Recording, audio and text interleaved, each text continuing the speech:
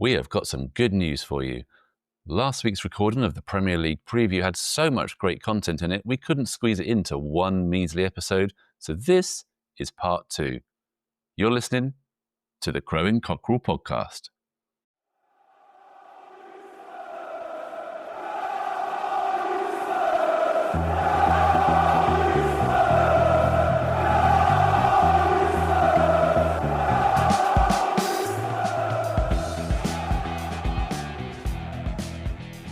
So on the last episode, we started looking at our predictions for next season and we predicted where we think Spurs are going to finish. We recorded this before the Burnley game, but this episode is going to go into our predictions in a bit more depth. So we're going to talk about who we think is going to be player of the season, who we think is going to break through this season. So which young player is really going to come to the fore and surprise us all? Who's going to be top scorer? So who's going to bang the goals in for us? Who's going to be disappointing? So who or what is going to flop? What's our one hope, our one desire to see achieved this season? What's our one expectation? What is it we would stand up in front of the squad if we were in that changing room and said, right, guys, this is what you're going to do this season? Right, let's get into it. Who do you think is going to come out player of the season? So it's probably not a great answer, but our player of the season is going to be somebody that we haven't signed yet. It needs to be someone that we haven't signed yet. When I look around, and the two big names that are going on and on are Eze and Savinho. Do think if the Eze deal comes off, he will be brilliant for us, and he would be our player of the season. I think most Spurs fans have seen Eze from the last 2 years as a bit of a dream signing, hasn't it? You know? Yeah. I was amazed he stayed last season, to be honest. He would be brilliant. In terms of the current squad, I would have to go with my favourite player, which is Van de Ven. I think he's got a much better chance of staying fit this season just because of what we've said. He's not going to be constantly stretched and on his limit so much. He should be able to play more controlled football in this style of football. And yeah, I just love him. I mean, he's brilliant. And I think he, alongside Romero, will really go and remind everybody just how good he is. Those two together, when you think back to a few years ago when we had Alderweireld and Vertonghen in there, that partnership reminds me of those two absolute top quality defenders. And those two defenders get in most teams in the Premier League. Yeah. Oh, absolutely. And that's why we're going to finish at least 5th. My player of the season will be Romero. He'll step into the captaincy, and I think he'll have his best season yet for us. You're absolutely right. In a Thomas Frank setup, he's far less likely to get injured. I also think he's less likely to get suspended, and I just think he's gonna step up. We're gonna have a season where our defensive record is gonna be really quite good. Yeah, and he wears his heart on his sleeve, doesn't he? He is fully Spurs. I think so. It's in his blood now. And even if he was to leave, he's one of those players that would always think, yeah, Spurs were my team. And I just think he connects with fans as well in the way that he is. He's like our Stuart Pearce, isn't he? He's like angry and and when it goes well, he proper celebrates and it's and it's proper. Tom has gone with Bergvall. Interesting. Basically on the basis that Maddison's out and what we were saying earlier about needing a player in that midfield that's more creative, can control games from midfield a bit better by putting their foot on the ball. I think that's a decent shout, to be fair. Definitely, yeah. I mean, I think because, again, we're going to talk about the breakthrough, the young breakthrough player. Would you say Bergvall has already had that last season and so can't have that again this season? Yeah, no, Bergvall's already, because he won Player of the Year last season. Yeah, well, he won everything, didn't he? So I don't think you can say. No, yeah, he's definitely broken through. And again, that could be a negative, just to play devil's advocate and argue against Tom, as he's not here to argue back, is that he's now a known quantity. The opposition knows who Bergvall is, what he does, and it could well be that they draw up plans to try and stop him.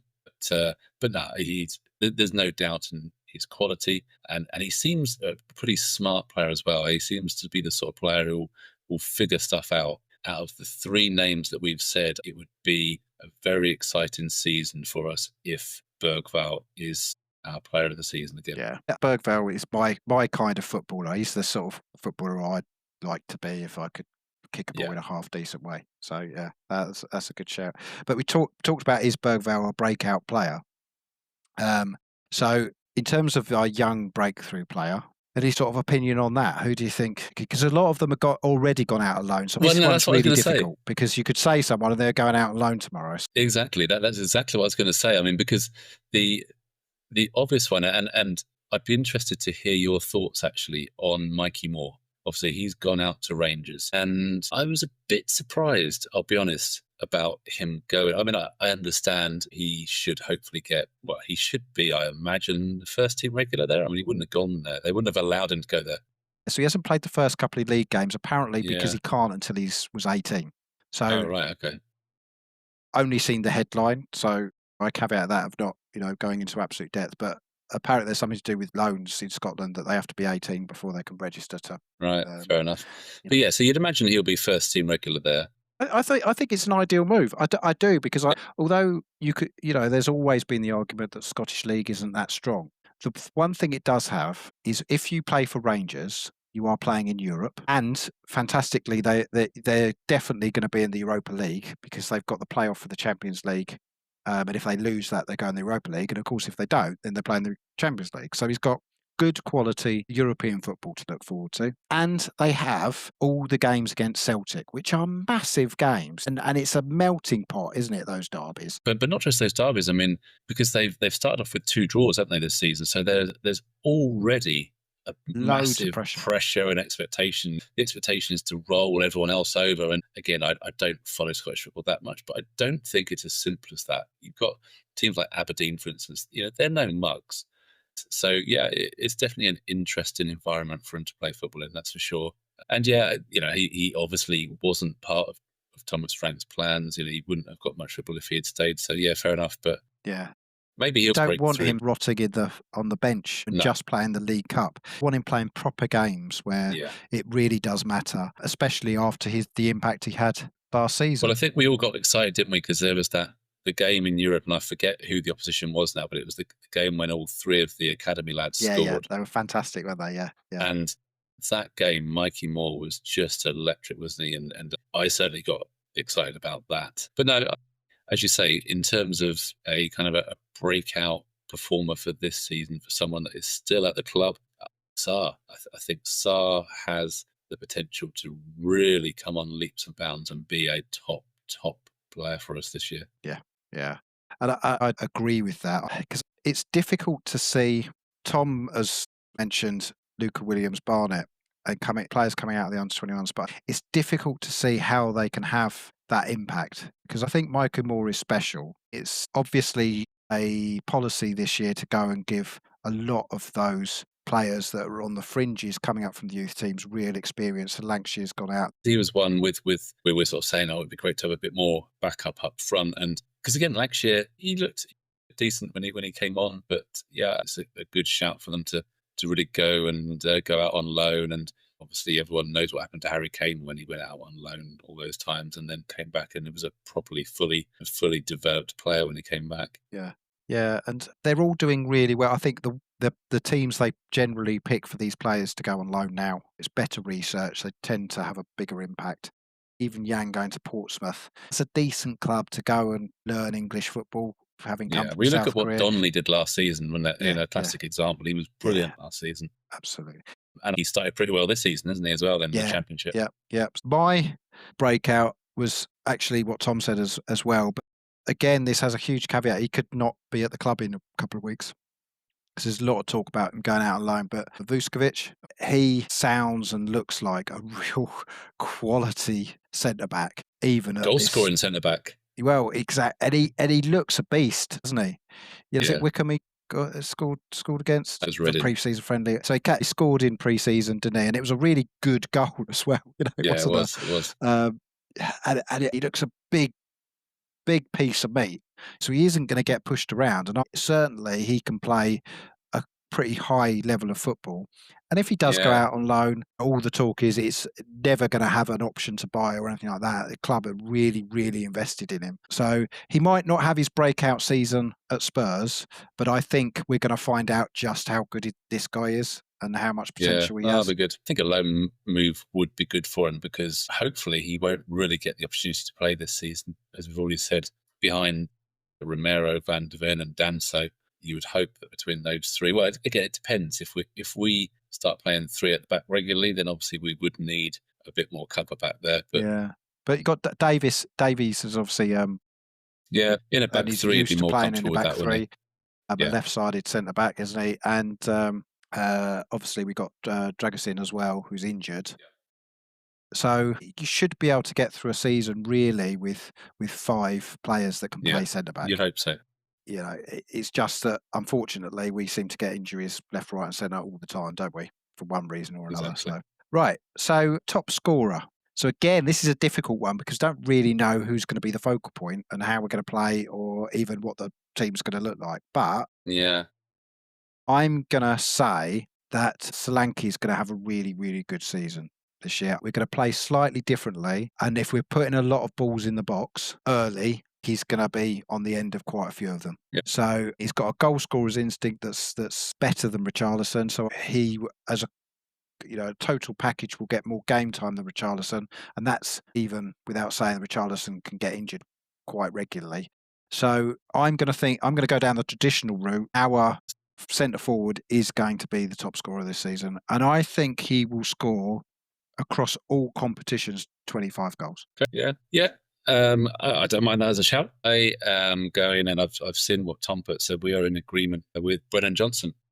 Johnson again, ole. Yeah, I just think that his timing of the run, and again with the crosses coming in from that left hand side, he's going to be in the right place at the right time enough times to make an impact and prove that it wasn't a fluke last season, and hopefully get some of those doubters finally off his back. So yeah, I'm going to agree with Tom and go with Brennan Johnson. My plea this season is for Spurs fans just to stop looking for a scapegoat all the time and Yeah, accept that players go through drops in forms, and let's just support everybody. It's far better. The team performs far better when everybody's massively behind the team. Whatever's in the background, I appreciate that you can protest against stuff outside the ground, but the stadium needs to be absolutely 100% behind the players, even when they're not performing brilliantly.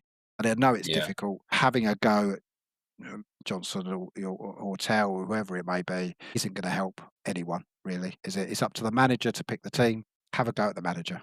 That's my view. Well said. But Thank also very ironic because I've now announced the next thing we're going to talk about. Next thing on my list is biggest flop.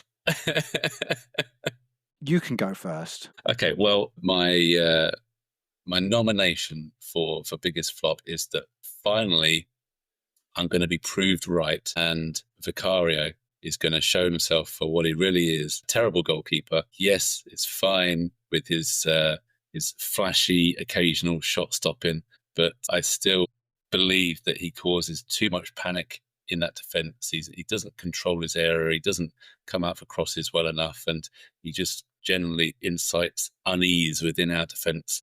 So Vicario is going to be the flop, and Kinski will be our number one before the season's out. Right, so we could have done that a much nicer way, couldn't we, Mark? We could have said your breakout young player was going to be Kinski, and then just say that you feel that he's a better goalkeeper than Vicario for this reason. But no, you've gone full in anti-Vic.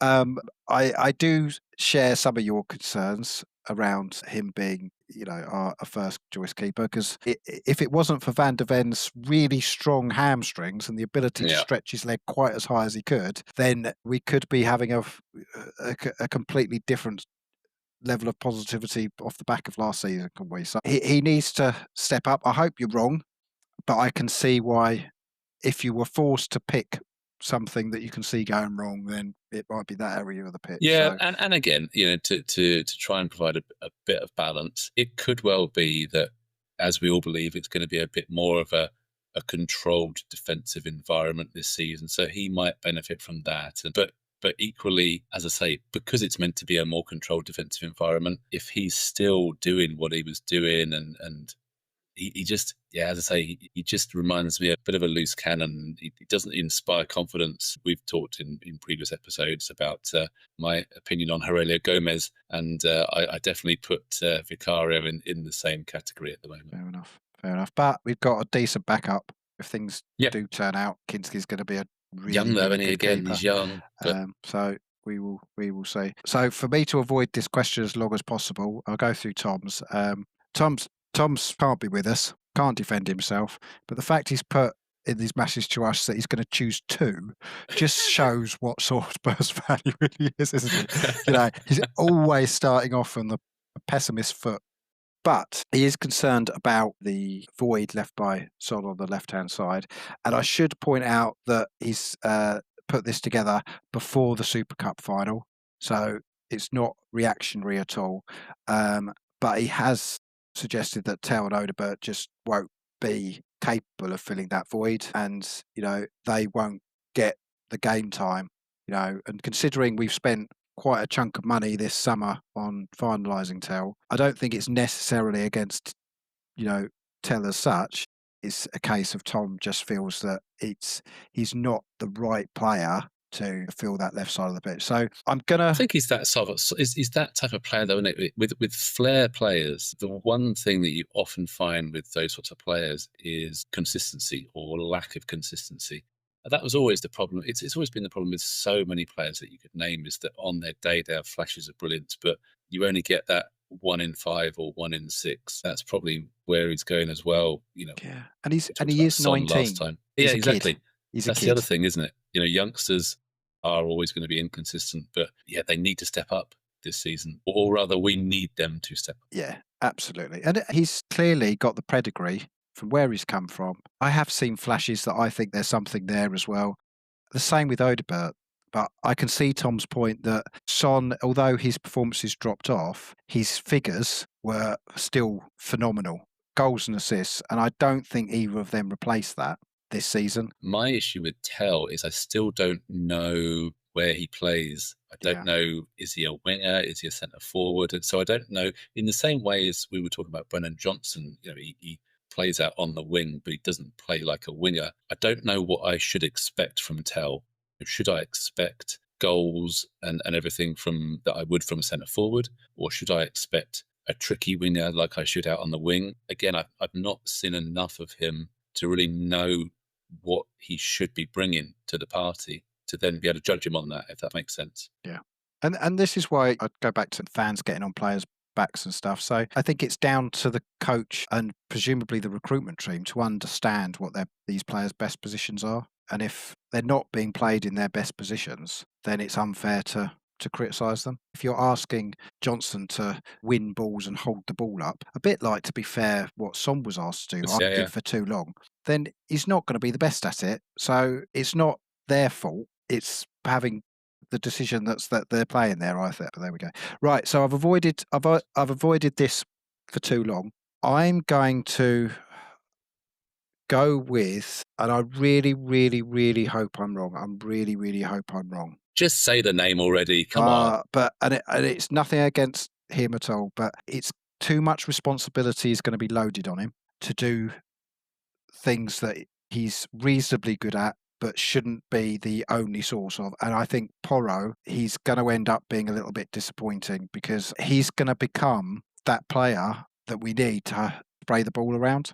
And we're going to ask a defender to be our playmaker. And again, that's going to damage his performances. And I'm really concerned about that. And I'm really, really sorry, Pedro, because I love you to bits. You're fantastic at what you do, but it might be the case if he's going to be asked to do something that he shouldn't be asked to do, and therefore his performances are going to drop off. So right, we'll move on really quickly because I'm upset with myself. No, go on. What were you going to say? No, I was just going to say, again, it's one of those, isn't it? Because there was a game last season where he played that absolute peach of a ball over the top to Maddison, and Maddison scored. And he's definitely got it in his locker. But to your point, it's a nice bonus for him to have that on top of his proper job, if you like. You certainly don't want him to be the pivotal person that's going to try and be unlocking defences and everything like that. I think we're going to expect him to be Trent Alexander-Arnold and be able to defend. I know that's unfair. I don't think it'll be his fault. He'll be a victim of circumstance, and I hope I'm wrong because they're going to bring players in that will take that burden off him. Yeah, So on a good shout. more positive front, our one hope for the season. So Tom, we'll go with his first, just wants us to be more competitive across more competitions and not to become boring to watch. So that's more than one hope. So I'm glad he's really read the question, but he's explained that almost with the fact that Ange was never dull. It might not have always gone our way, but for the majority of games, at least you weren't sitting there thinking this is boring, even if it was not boring for the wrong reasons. And I'm really with him on that. Really, really, my one desire is that no matter what happens this season, it's going to be an exciting season, and I'm going to be going to the Spurs ground excited for what I'm going to see, not feeling like this is going to be a trudge. And that's definitely my desire. Yeah, and it is, because as good as winning the Europa League was last season, the fact is that the whole point of everything around Tottenham and the whole point of supporting the team, the whole point of watching the games and caring about what goes on is that every weekend you want to be entertained, you want to enjoy yourself, you don't want it to feel like a chore supporting the club. And like I said, it's all very well winning stuff, but now, like for me, winning, it was great. But that's done. I don't get any enjoyment right now from having won that cup. That's done. It was brilliant. But now I'm concentrating on Saturday, Burnley. Right, come and entertain me. Play good football, and I'll take eighth. If we play good football and we finish seventh, eighth, I'll take that rather than playing awful football and finishing fifth even. Okay. On a week by week basis, I want to be entertained. I Yeah. want to have fun watching Tottenham. Yeah. Okay. My one hope is that we do carry on the momentum that the Europa League win provided. I really hope that we get a League Cup or an FA Cup. I don't think we're going to be strong enough to get Champions League or the Premier League, obviously, but I just think that just getting over the line again so soon after winning a trophy, it takes away that feeling that it was a one-off, and the same players can think, yeah, actually we can keep doing this, and it then builds that expectation and that confidence that you can keep doing it. Because already after the Super Cup final, oh, it's Spursy, and that horrible phrase has come out again. It is just ridiculous how we cannot get that stupidity off our back without any sort of evidence of it being a thing. No, Liverpool have spent all this money, turn up and get rolled over in the Community Shield, which is the same level of game as PS. But nobody's calling Liverpool, are they? It's really frustrating. I just think over the course of the season, we need to make sure that we are on it again. And if we don't win something, we get really close again of winning something, and we knock a few decent teams out along the way. So we can say is the one big thing, isn't it, about winning, about getting over the line, is that you now have a bunch of players that are together. They know what it takes to win big games. As we mentioned right at the start, we've got a manager who is adaptable enough to set us up in different ways depending on what's needed. And yeah, I don't see any reason why we can't do something in the cups. What will be interesting actually is how much they're prioritised, because traditionally the teams in the Champions League, certainly the League Cup, I've always been a little bit upset at how badly we've done in the League Cup. Obviously, we got to the semi-finals last season, but we've been out early so many seasons, and we're out even before the seasons began. It always starts quite early, doesn't it? So I'd like to see us give that a good crack again, because yeah, you're right. It is important to really get rid of that narrative of, okay, we won this time, but we were lucky and it was a one-off and it was a fluke. And actually, we are still that Spursy team that is able to throw away opportunities. It would be good to really kind of reinforce the fact that we have turned a corner and we are able to get there. But equally, part of this Spursy thing is that we do get to finals and semi-finals, and yes, previously we weren't able to cross that line, but because we get close. It like to go completely off topic from football, but you look at golf and Rory McIlroy. Rory McIlroy gets pelters. The reason is because he's so good that he almost gets there and then doesn't quite make it every now and again. But the players that don't get anywhere near, they don't get noticed. It's the same thing. We've almost been there so many times, and finally we've got it over the line. As you say, can we do it again this season? So to cap our pre-season review off, what's our one expectation for this season? So my expectation is that we go away to Anfield, Stamford Bridge, the Emirates, and we win one of those. I will be really, really disappointed if we don't, because if we're going to bring in a manager like Frank, who has a history of places like that with Brentford, a much smaller club, then it's fair to expect us now to go to those places, and we should be getting win at least at one of them. I would prefer the Emirates this year. We'll do Stamford Bridge the year after and Anfield the year after that. But we need to show again, if we've changed the manager after winning the Europa League, that the reason being is because we'll go to the big grounds and we'll get results. Yeah, I think on a similar theme, actually, the biggest disappointment for me last season was how we performed against those promoted clubs. And when you think about how few points those teams got, how bad those teams were last season, and yet they still got points against us. Yes. And I just think, and I don't know what that was, whether it was a mentality or an attitude type thing, or whether it was just plain and simple, we got outfought and outthought. And that's my expectation, is that actually, again, now we have Thomas Frank in there, he's not going to get outmaneuvered by lesser teams like we did so often last season. We absolutely need to stop dropping so many points against these promoted lower teams. Yeah, and that's really fair, and that's a really, really good shout. And it's another reason why I think we can comfortably finish 5th, because you add those points back in, you look at all the bits that can be improved from last season. It's getting points away at the mid-table clubs that tend to bully us, should be stopping now. And if we don't drop points to the 3 worst teams in the league, whoever they may be, then you're already looking at 15 extra points on top of what we got last season without doing much more. Then we go and win at the Stamford Bridge, the Emirates, and Anfield. That's 9 more points, isn't it? So it's racking up. So we might actually win the league without too many changes. So that's fantastic. So to finish off, because I love this, because I've purposely waited to get to this point because I think it's just brilliant. So Tom's one expectation for this season is that our new captain, Romero, will get sent off in the first 5 games. Honestly, he's got some explaining to do next week, that's for sure.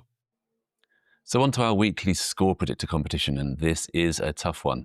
Man City away, what do we reckon? So following the Burnley game is completely the other end of the scale with Man City away. So we go from a promoted team at home that you'd expect to get a good result against to a team where Spurs fans probably still expect to get a good result against because of the history with having Man City. But if we're being honest, a result away at the Etihad is always good. So really early on in the season, bit difficult to predict. We're really going off against how Thomas Frank set up against PSG. I'm expecting a similar performance. I think Man City are going to be on it. They had a bad season last season for them. First home game for them. I think we're going to be under the cosh quite a lot. I'm going to be optimistic. I'm going to be positive. I think we can sneak a draw out of it. I think it might be a little bit like when we went there and got a 2-2 under Pochettino, where, it was a real smash and grab.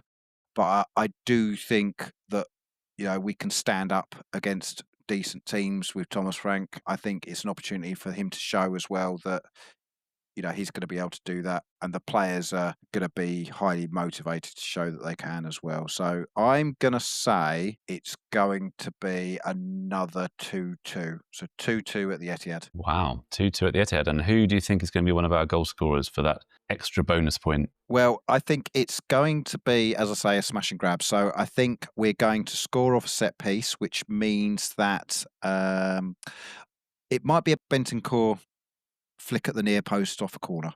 Although the corner bit, if he scores a 25-yard worldie, that's fine as well. So you think we're going to be able to get a point away to City. For me, I've been kind of and ahhing about this. I would love to agree. I would love to think that we could get a point. I do think, like you say, City are going to be strong. They're going to be angry. They've got something to prove. Pep, I think, was pretty embarrassed by some of what happened last season. Their new signings have definitely strengthened them. So I do worry a little bit. I don't think we'll be completely outplayed, and I do think it will be a similar kind of defensive performance.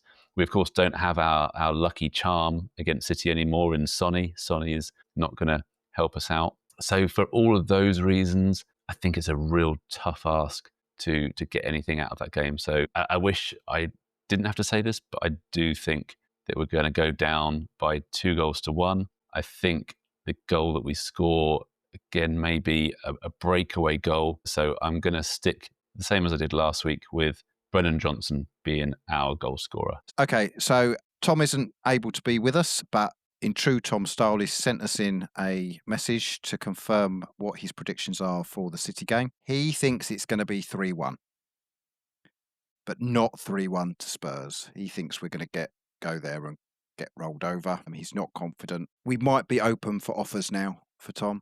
It's Garnacho levels of disrespect, frankly. So he's gone for 3-1 to Manchester City. He thinks Kudus is going to get us a goal that's just going to be a consolation. I really hope we go and smash him 4-0, and then the next episode he's back. We can then grill him about what on earth was he thinking. If you've liked this episode and the series so far, please do us a favour. Let us know, drop us a like. We'd love to hear from you.